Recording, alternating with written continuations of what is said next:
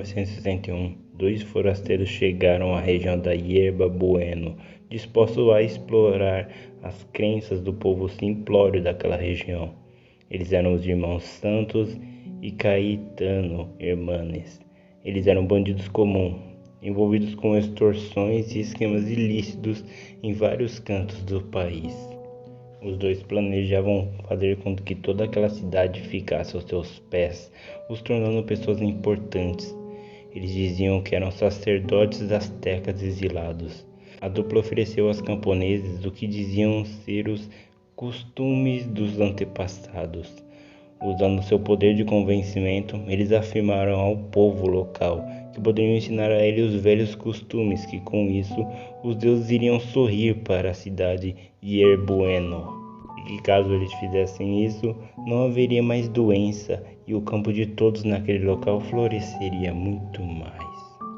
Isso acabou virando uma seita, tanto que aqueles que não aderiram a essa religião foram expulsos de Yerba Buena. Os irmãos manteram esse teatro por um ano, até que os membros do próprio culto começaram a perceber que as coisas não estavam funcionando conforme haviam prometido. Mas após alguns discursos falando sobre os deuses, os ânimos se acalmaram, mas isso deixou um sinal de alerta em todos os moradores de lá. Os dois irmãos concluíram que precisavam de algum elemento extra em seu esquema. Eles decidiram então ir até a cidade de Monterrey para buscar alguma ideia, e lá acabaram conhecendo Magdalena e Eliezer Solis. Magdalena era uma prostituta que trabalhava nas ruas, gerenciada pelo seu próprio irmão Eliezer. Os dois estavam interessados em deixar Monterrey e se esconder em algum lugar, pelo menos até a poeira baixar.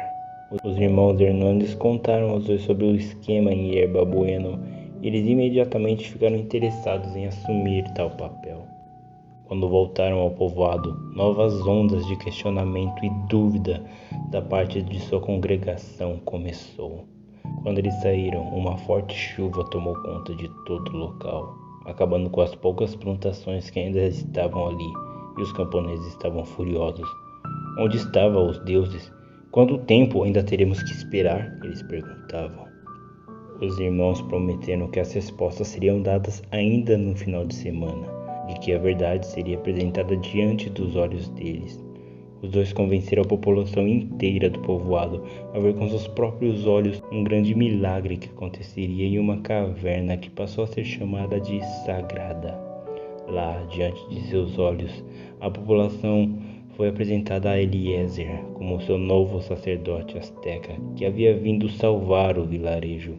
O sujeito subiu uma pedra e começou a gritar palavras em um idioma imaginário. E então, em meio a uma explosão de fumaça e enxofre, surgiu uma mulher nua que se apresentava como a deus Coatlicue. Isso foi o suficiente para que aquela população adorasse ela. Não demorou muito, e onde ela passava, todos se ajoelhavam. Uns beijavam seus pés, outros choravam, outros simplesmente a louvavam. Eles imediatamente aceitaram seu aparecimento como um milagre e qualquer dúvida desapareceu perante a presença daquele Deus que caminhava entre eles. Tendo pesquisado minuciosamente a respeito de Coatlicue, os golpistas descobriram que ela era uma deusa de sangue, que através de sacrifícios oferecidos aos seus seguidores teriam recompensas grandiosas. Magdalena assumiu o papel de tal forma que fez com que os irmãos ficassem impressionados. Por muitas vezes ela fugia do roteiro, mas quando se dirigia aos camponeses com tanta autoridade e força, logo ninguém duvidava mais de quem ela alegava ser. A deusa mandou que as mulheres se sujeitassem ao alto sacerdote Eliezer e aos irmãos. Mandou que todos dessem tudo que tinham, pois receberiam 10 vezes mais. Mas com o passar do tempo, as coisas se tornaram cada vez mais estranhas no povoado. As pessoas que moravam aos arredores estranhamente não saíam mais de lá, e eles não admitiam mais estranhos naquela cidade. Alguns sussurravam que as pessoas lá haviam se tornado excêntricas e paranoicas, com a presença de qualquer estranho. Mas com o passar do tempo, e apesar das promessas, as rotinas de abuso sexual e drogas causavam danos, em especial àqueles que tinham família. Alguns se cansavam de ser escravos. 2 indivíduos tentaram fugir do vilarejo, mas foram capturados e arrastados de volta para a caverna sagrada, onde a deusa os sentenciaram à morte. Imediatamente os 2 foram linchados pelas pessoas que estavam ali. Ali todos os limites foram cruzados. O povo enlouqueceu e celebrou, banhando-se no sangue dos infiéis. Não se sabe ao certo se foi a partir desse ponto que o culto se convenceu que podiam fazer algo ainda mais perverso. Mas é provável que após saber que tinham poder entre a vida e a morte das pessoas, algo mudou dentro de Magdalena. A deusa então mandou que chamasse seus colegas. Ela disse que dali em diante não deveriam mais chamá-la pelo seu nome normal, mas somente de Coatlicue, e esquecessem o seu nome de verdade. Deveriam tanto tratá-la com respeito e devoção como o restante do vilarejo. Coatlicue intitulou que os rituais inspirados pelos astecas passariam a ser realizados dentro daquela caverna. Esses rituais tinham como objetivo preservar a sua imortalidade e torná-la para sempre jovem. Nesses rituais, ela bebia sangue de crianças ou adolescentes misturados e depois oferecia fazer sexo com um camponês a fim de compartilhar energia. Os rituais foram se tornando cada vez mais abusivos e violentos. Eliezer apontava qualquer pessoa que estivesse desconfiada e aquela pessoa era sujeita a surras, cortes, queimaduras para aprender a lição.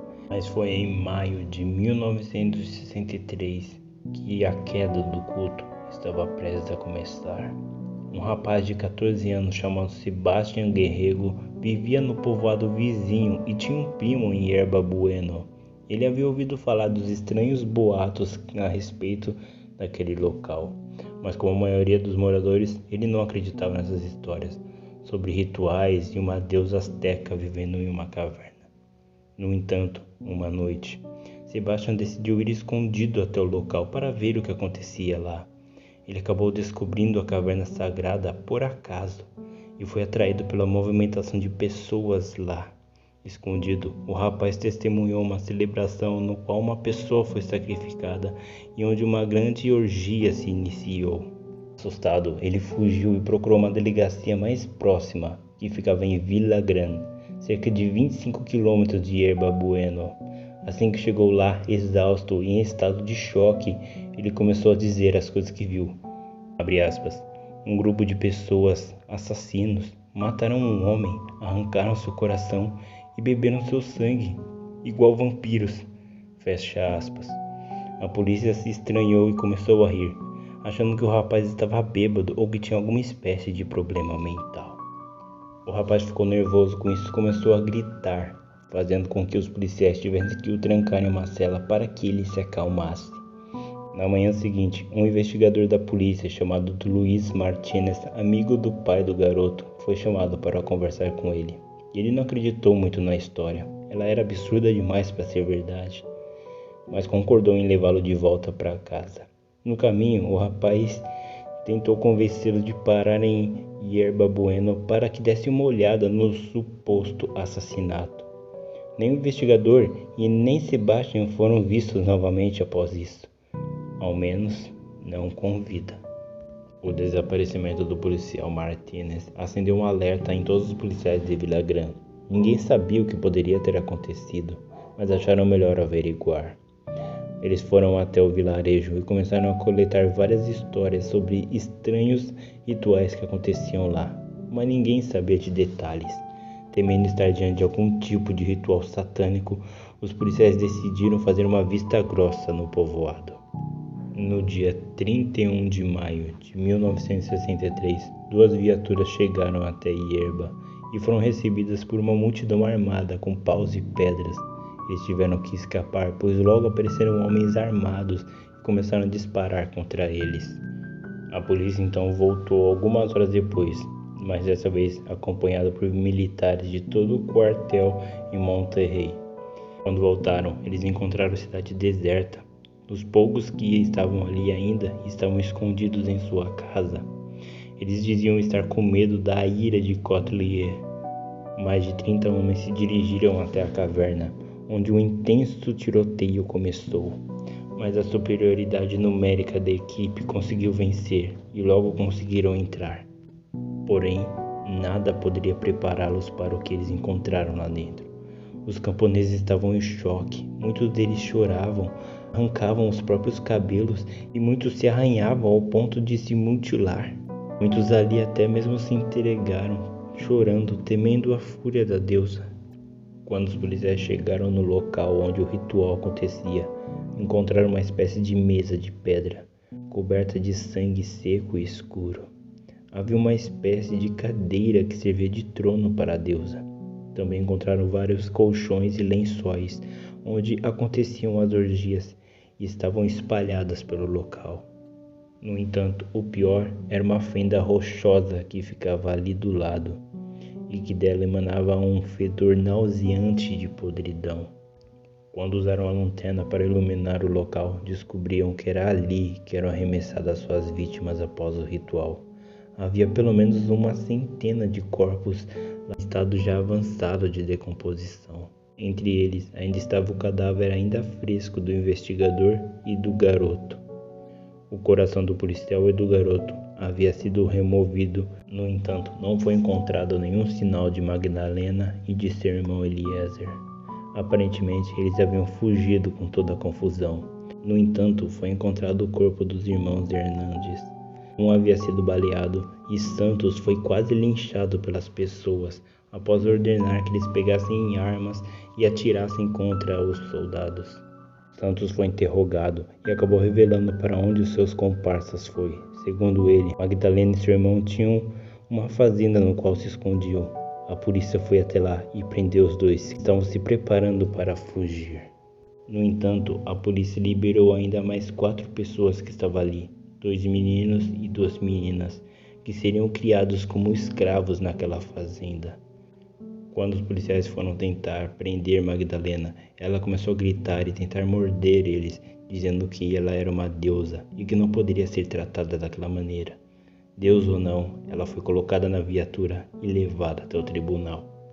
O julgamento dela se tornou um dos acontecimentos mais aguardados do país em 1964 e a população estava histérica esperando para qual condenação exemplar seria dada aos envolvidos. Os advogados disseram que os irmãos eram mentalmente incapazes, visto que Magdalena ainda acreditava ser uma deusa e seu irmão o alto sacerdote. No entanto, um psiquiatra atestou que eles sabiam perfeitamente os atos que haviam feito. Eles foram sentenciados a 50 anos de prisão pelos assassinatos do garoto Guerreiro e do investigador Martínez. Magdalena continua presa na colônia penal e é provável que ela seja liberada um dia. Hoje, ela tem mais de 83 anos. Alguns dos membros que participavam dos crimes foram condenados entre 20 e 30 anos de prisão. O que leva o ser humano a cometer atos tão doentios e macabros? Isso só pode ter vindo diretamente de uma mente doentia.